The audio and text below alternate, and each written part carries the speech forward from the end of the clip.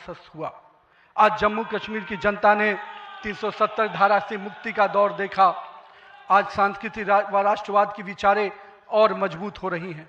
साथियों, मुझे याद है अब वो समय जब हम लोग आज श्रीनगर के लाल चौक पर तिरंगा लहराते देखते हैं तो गर्व की अनुभूति होती है।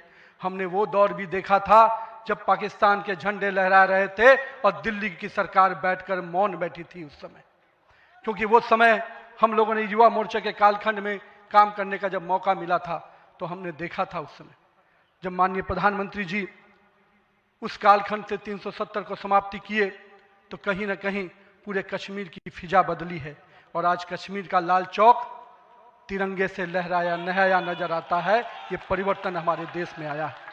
साथियों, हम भारतीय जनता पार्टी के उस समान राजनीतिक दल नहीं जिसके लिए हम काम करते हैं। हम उस विचार के साथ काम करते हैं जिस विचार से हम राजनीतिक अभिव्यक्ति के साथ साथ उस नारे के साथ काम करते हैं जहां राष्ट्र प्रथम के नारे, नेशन फर्स्ट, पार्टी नेक्स्ट और सेल्फ लास्ट, माननीय प्रधानमंत्री जी ने इस नारे के साथ हम लोगों को जोड़ा है, हमारे नेतृत्वकर्ता ने हमें जोड़ा है और हम सब के लिए ये प्राथमिकता होनी चाहिए कि हम राष्ट्र के आगे रखकर ही अपने कामों को आगे बढ़ाएं।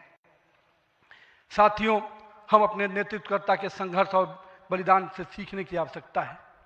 ये हम वैसे राजनीतिक दल के लोग हैं जहां राजनीतिक सत्ता नहीं साधना है, राजनीतिक भोग नहीं त्याग है, राजनीतिक ऐशो आराम नहीं तपस्या है, राजनीतिक कोई पदभार नहीं उत्तरदायित्व है।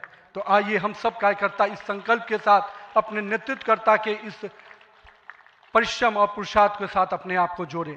मेरे प्रिय कार्यकर्ता साथियों, यदि भाजपा आज विश्व की सबसे बड़ी राजनीतिक दल बनी है तो इसका मुख्य कारण हमारा प्रेरणादायी नेतृत्व है, हमारा विचारधारा है और हमारे लाखों कार्यकर्ताओं का मेहनत है। वो कार्यकर्ता जो बिना फोकस में आए अनवरत काम करता है, वो कार्यकर्ता जो कठिन से कठिन परिस्थिति में भी भारत का ध्वज झुकने नहीं देता है, वो कार्यकर्ता जो सीना ठोक के कहता है तेरा वैभव अमर रहे माँ, हम दिन चार रहे न रहे। आइए इस भारत की कल्पना को जो माननीय प्रधानमंत्री नरेंद्र मोदी के नेतृत्व में लगातार हम आगे बढ़ रहे हैं, आज हम भी उस परिकल्पना के साथ अपने आप को जोड़ें।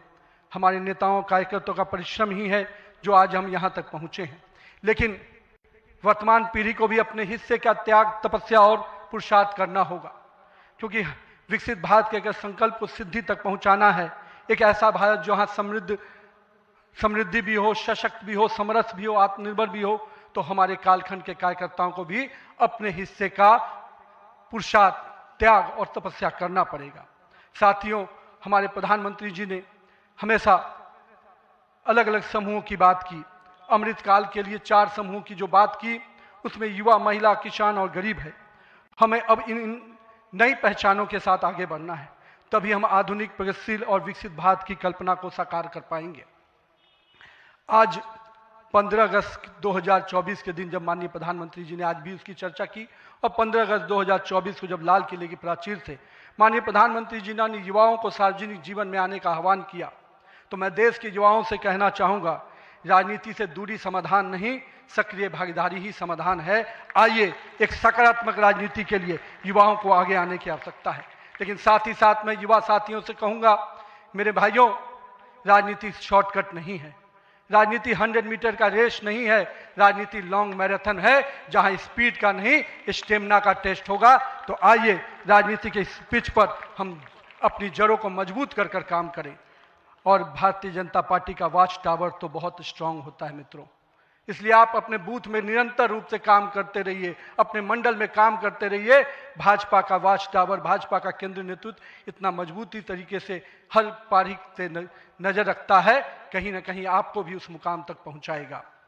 साथियों, आज जब भारतीय जनता पार्टी के कार्यकर्ता माननीय प्रधानमंत्री जी अभी हम सबको बता रहे थे कि किस प्रकार से पंचायत से पार्लियामेंट तक का सफर के लिए हर एक कार्यकर्ता लगे, हम आज इस अवसर पर जहां केरल, महाराष्ट्र, गोवा और अरुणाचल प्रदेश के स्थानीय निकायों में हुई शानदार जीत के लिए अपने सभी कार्यकर्ताओं को और उस क्षेत्र की जनता का भी आभार व्यक्त करते हैं।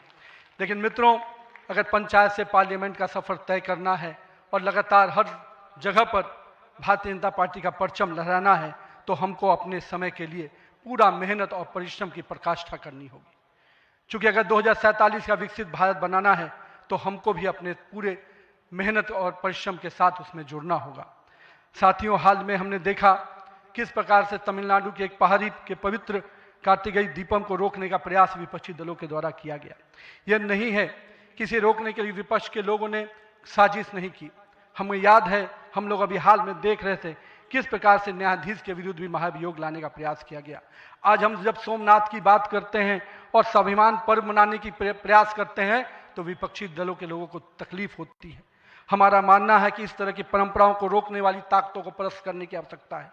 राम सेतु के अस्तित्व को नकारने वाले कार्तिकेय दीपम का विरोध करने वाली ताकतों को भारत की राजनीति में अब कोई स्थान नहीं मिल सकता। ऐसा हमें प्रयास करना है। साथियों, अगले कुछ महीने में तमिलनाडु, असम, बंगाल, केरल और पुडुचेरी में चुनाव होने जा रहा है और वहाँ की डेमोग्राफी की पूरी चर्चा हो रही है। किस प्रकार से बदले हुए डेमोग्राफी में वहाँ चीज़ें बदल रही हैं और हमारे लिए अपने आप में एक चुनौती है। लेकिन हम पूरी तरह से आश्वस्त हैं कि भाजपा का कार्यकर्ता अपने संघर्ष और परिश्रम के बल पर इन 5 राज्यों में सशक्त भाजपा का नेतृत्व प्रदान करने जाएगा। और हम हमेशा विश्वास करते हैं कि हमें अपनी आस्थाओं के केंद्र के लिए और सनातन परंपराओं को केंद्र को बचाने की लड़ाई अगर लड़नी है तो निश्चित रूप से अपने देश को सुरक्षित रखने की लड़ाई लड़नी है तो इन 5 राज्यों में हमें एक मजबूत ताकत बन के आना है। आज हमारे राष्ट्र की चेतना का उद्घोष का समय वंदे मातरम का 150वीं वर्षगांठ मना रहे हैं। वंदे मातरम का स्मरण आते ही मन में ऊर्जा और उत्साह बढ़ जाता है।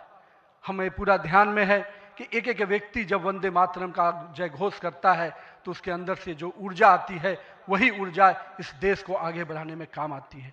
तो आइए हम सबको मिलकर 150वीं वर्षगांठ को हर जन जन तक पहुंचाएं, हर युवा तक पहुंचाएं, हर महिला तक पहुंचाएं, क्योंकि वंदे मातरम हमारे अंदर का वो विश्वास है जो इस देश के विकास के साथ जुड़ेगा। सत्ता को सेवा का माध्यम बनाते हुए माननीय प्रधानमंत्री जी ने पिछले 25 वर्षों में जिस प्रकार से सरकार के मुखिया के रूप में गुजरात में और अब देश के प्रधानमंत्री के रूप में भारत के विकास में लगातार अब काम कर रहे हैं, निश्चित रूप से आपका प्रेरणादायी नेतृत्व हम जैसे नए कार्यकर्ताओं के लिए, हम जैसे पार्टी के कार्यकर्ताओं के लिए एक मापदंड है जिसको हम लोग निश्चित रूप से आपसे सीखते हैं। और मैं तो कहूँगा कि जिस सुशासन को मॉडल को आपने पूरे देश और विश्व में स्थापित किया है, अन्य सभी राज्य सरकारों को भी उस मॉडल के साथ काम करना चाहिए, तभी हम विकास के सही मापदंड को अंतिम व्यक्ति तक पहुंचा पाएंगे।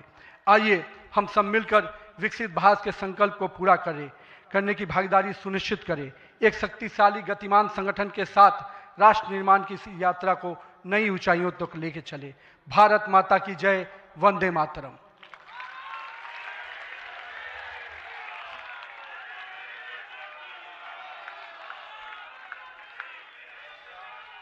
बहुत बहुत धन्यवाद आदरणीय नितिन नवीन जी। आपके प्रेरणादायी शब्दों से पूरे देश का भारतीय जनता पार्टी का कार्यकर्ता आपके शब्दों पे चलेगा, ये मुझे विश्वास है। मैं आदरणीय प्रधानमंत्री जी, सभी नेताओं का धन्यवाद करता हूं और अभी हम सब राष्ट्रगान से इस कार्यक्रम की समाप्ति करेंगे।